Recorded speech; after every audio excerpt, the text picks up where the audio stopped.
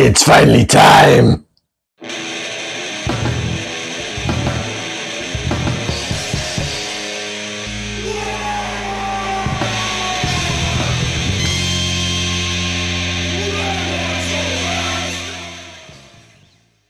Wag! Welcome back to the Red Ones Go Faster. Old Big Mek here, and it's time we finally talk about the Snaggas. That's right. For those of you that have been living under a rock or not paying attention to the channel, we have a brand new Orc Codex for 10th edition Warhammer 40K, and Old Big Mek here has been going through each and every single one of our 6 amazing detachments and doing a deep dive on what it is, how you play it, what's good about it, what units you should be using in it, and giving you a 2,000 point breakdown list so that you can go out there and have fun and be competitive with your new Orc army.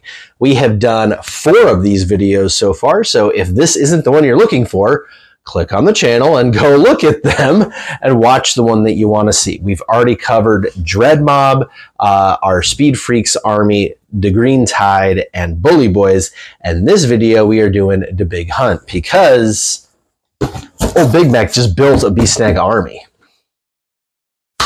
And those of you that have been around since at least the holiday time know that. What happened is those holiday battle forces got announced. The Snagga Stampede box was an excellent purchase, and Old Big Mek here, despite being an old graybeard and into Orcs since 2nd edition, didn't really have a whole lot of the Snagga stuff, didn't really comprehend it.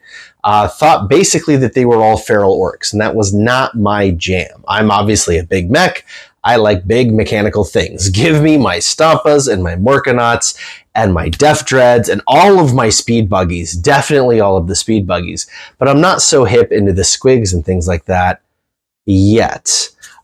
So I had the Snagga army box that came out with the what was it, 9th edition Codex or 8th edition Codex? It was a long time ago already. But anyways, I had that, and I had never built any of it.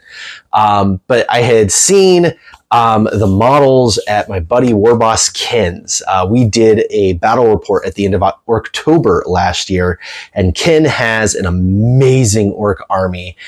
They're Bad Moons, they're yellow, they're all about Mork. And he's got a bunch of the Snagga boys, and they looked really cool. And it was like, okay, maybe I should give these guys a shot. And so in between playing with Warboss Ken, seeing the models, having a little bit of an army, and then being able to sell off my 30K Blood Angels to get that box, I was able to build a Snagga army. And we documented that whole process here on the channel, and it's been a lot of fun. And that's where I really fell in love with the Snaggas, because they are not feral. In fact, they are less feral than regular Orc boys. Regular Orc boys, you buy the squad, you build it, you get one bionic arm for the knob, and that is it. There is no other bionics. There is no other like cyborg parts, nothing. They're just boys wearing some leather chaps and some pants. The Snagga boys have metal plates in their head, cyborg legs and arms, and all sorts of crazy things. And yes, they wear some furs and some skins of things that they hunt, but they also wear metal parts. There are chunks of armor from other species, and the knob even has a Necron spine across his shoulders. And that's just the regular Snagga boys. You go and you look at the Squig Hog boys and stuff like that. The squigs are V8 powered. One of them even has a wheel instead of feet on the back. They're super duper cool. They do have a lot in common with the Big Meks. And frankly, squigs are cool. Squiggies themselves. And so, yeah, it just fell in love with them. And I was super happy to build that army. And I will definitely be getting onto painting that army very, very soon. For now, though, what we're looking at is this detachment. For those of you that are new, and our sources say that about 60% of you are, how Warhammer 40K works is when you pick an army to play, when you go to build your army list, that's all the units that you bought. You're writing them down, you're adding up your points. These are what you're going to play. In order to do that, first you pick what's called a detachment. And the detachment is a way to build your army in a thematic way that also has special rules that go with it. And so those detachment rules are what gives you your army's flavor. And they're a whole lot of fun. Obviously, Dread Mob was all about everything Orc Walker. And the Speed Freaks one was all about everything that went fast. Green Tide is all about having as many boys as possible. So the Big Hunt is all about Beast Snaggas. Everything in it only works on the Beast Snaggas, so there's no point in doing this unless you're going to play pretty much exclusively Beast Snaggas. And yeah, that's what it is and where it kind of came from. Now, the Beast Snaggas were really strong since they came out, mostly the Squig Hog boys, because they have this anti-vehicle rule and anti-monster rule going on. Basically, it doesn't matter how big of a thing they are attacking. Once they hit it, they wound it on a 4-up, and that makes it really quote-unquote easy for the Beast Snagga boys to bring down some really big units. And so they are a ton of fun to play with as they run around the board. A couple of these little squigs and a couple of these little orcs, and they're chasing, you know, demon princes and bane blades and stuff. And it's just really cool. This whole detachment doubles down on that. So how it works is your detachment rule is you pick a prey every turn. So on your command phase, you pick one of your opponent's things. Now, it's got to be a monster or vehicle or like special character, but failing all of that, you can do a regular character, and they don't have to necessarily be on the board. If they're in a transport, it works too. But basically, you pick a prey, and then all of the Beast Snaggas in your army, they get to reroll the charging at the prey, and when they hit it, the armor penetration has an additional -1 to it. So pretty decent. Not the best detachment special rule, if I'm honest. The Bully Boys one is way stronger. The Green Tide one is way stronger. The Dread Mob one is arguably even stronger. This detachment, and the Speed Freaks one is kind of like this as well. It's not about the detachment rule as much as it's about all the stratagems. Stratagems are what you spend your command points on to make things happen throughout the game. And those stratagems are really good. They've got one called Instinctive Hunters, where you can, basically one of your Beast Snagga squads ends up out of engagement range of everything. You can remove them from play, put them in reserves, and then you can redeploy them your next turn. Which is really awesome. So you can, you know, if they're stuck way out in the middle of nowhere or in the backfield, but they need to be on the other side of the board, it's a really cool way to reposition that unit. You also have Drag It Down. Drag It Down gives you a sustained hit 1 and turns your crits onto 5s, not just 6s. So that's a very strong stratagem. My favorite is probably Unstoppable Momentum. That one, it's only for mounted, which makes you think Squig Hog boys. But remember that that works on the Beast Boss on Squigosaur and Mazrog Scragbat as well. But you charge into something, and you roll a d6 for every model in the unit, and every 4-up you cause a mortal wound. If your target is the prey, you get 3 more d6. So think about that. You take a Squig Hog boy squad, which is 4 strong. You add a Beast Boss to them. That's 5 models. You charge into the prey. You're rolling 8d6. 4 of those are going to go off for mortal wounds. That's pretty cool on average. So, you know, definitely something cool there. And remember now, you can take double-sized squads of Squig Hug boys. So you can take an 8-boy squad. So potentially you've got 9 dice plus 3 for being the prey. So now you're rolling 12. More is always better, especially when you're an orc. And yeah, there's a couple more. There's an even bigger one where you can advance and charge with the prey. There's stalking where you can get cover and stealth. And there's a where you're going where you can kind of just do a normal move of 6 inches. They're all okay. They're situational. But that Unstoppable Momentum and the Drag It Down are definitely very strong offensive ones, and that Instinctive Hunters is a very strong repositioning one. And those of you that play Warhammer and really get to know the game know that positioning and movement actually ends up being an extremely important part of the game, especially now that we have missions and you've got to like get victory points and things. Making sure your squads are in the right quadrants on the board and, you know, controlling objectives and things like that, really big deal. All right, and then the other part of your detachment. So you have a detachment special rule that's just on all the time. You have your stratagems that you pay command points for. You also have these things called enhancements. And enhancements are kind of special war gear-ish that you give your character models. So not named characters. You can't put it on Mazrog Scragbat or Gazgul Thrak or anybody like that, but you can put it on the unnamed characters, and they have 4 of them. One causes sticky objectives, which is, kind of okay. One does +1 damage, which is kind of okay. But there are 2 that are really good. They're only useful on, or used on mounted ones. So you got to put them on the Beast Boss and Squigosaur. But one gives everybody a Scout 9-inch, which is strong. Again, a free Scout move is a big deal. And to think about that, you've got your Beast Boss and Squigosaur attached to the squad. The whole squad gets to do the Scout move.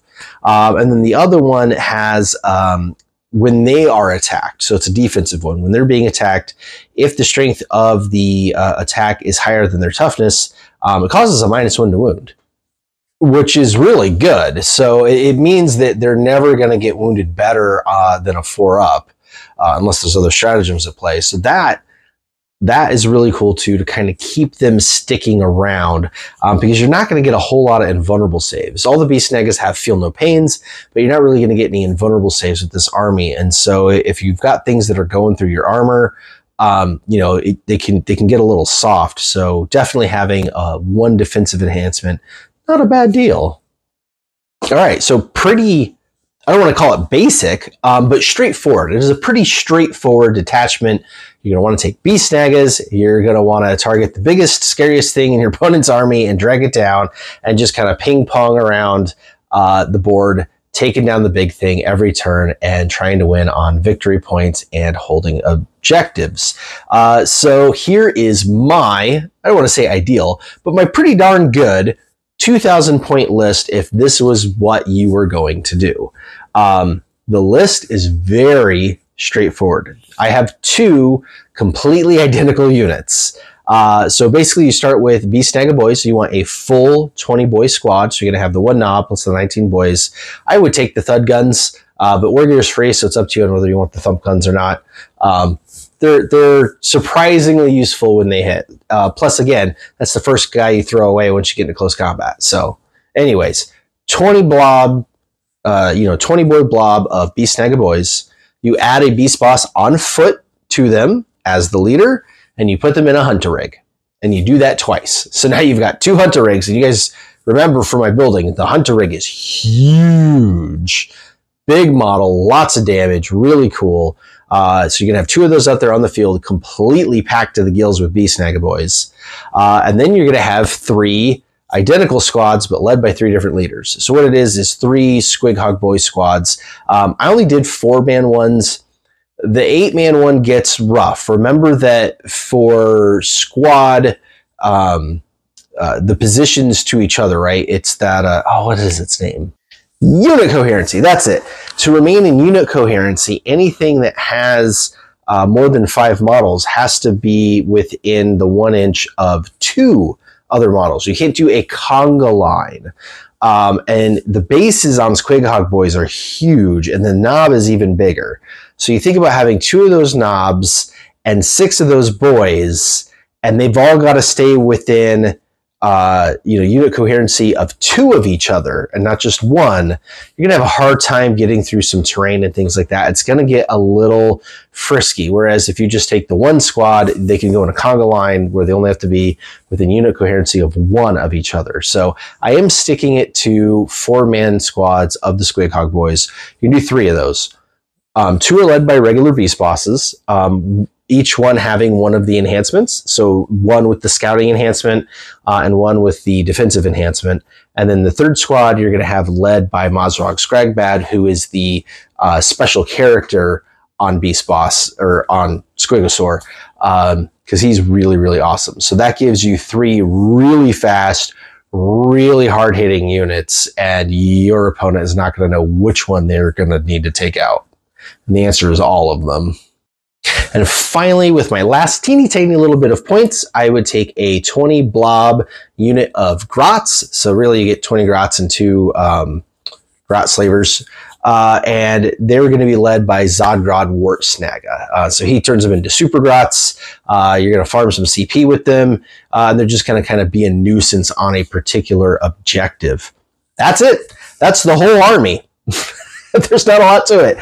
And honestly, I'm sure there's lots of different ways to play with this. You could take more regular Beast Snagga boys and split them out into different squads. Maybe not necessarily take 2 hunter rigs. You can always take a kill rig instead and a smaller squad. There are pain bosses you can play with, and there are war boys you can play with.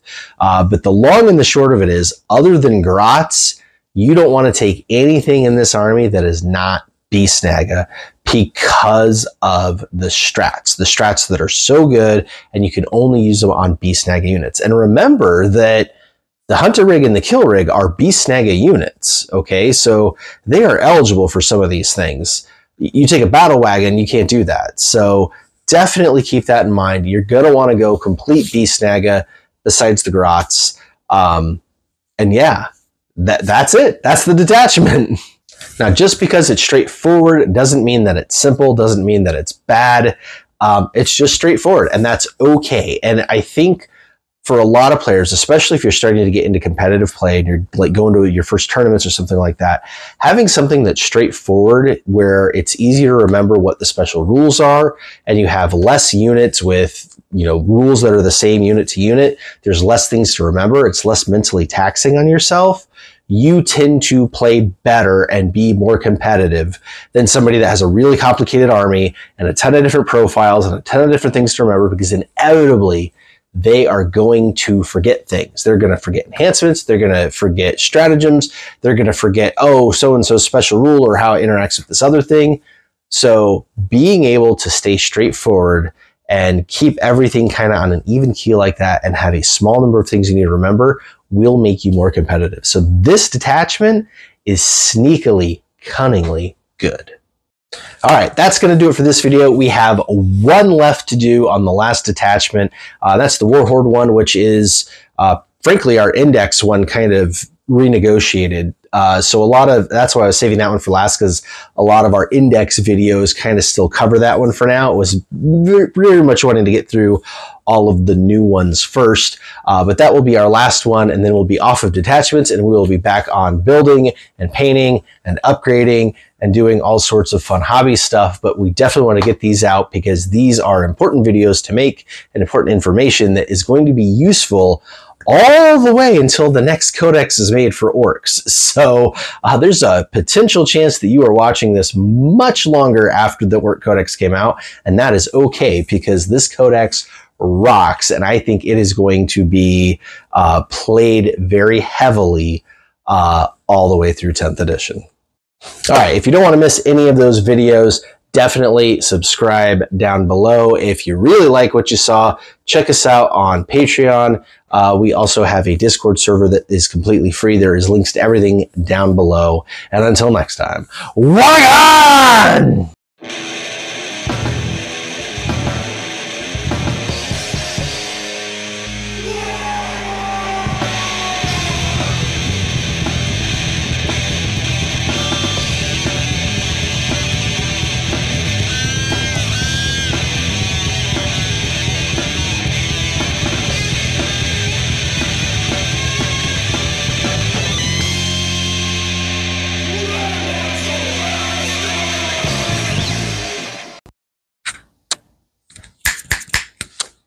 Are you supposed to eat it?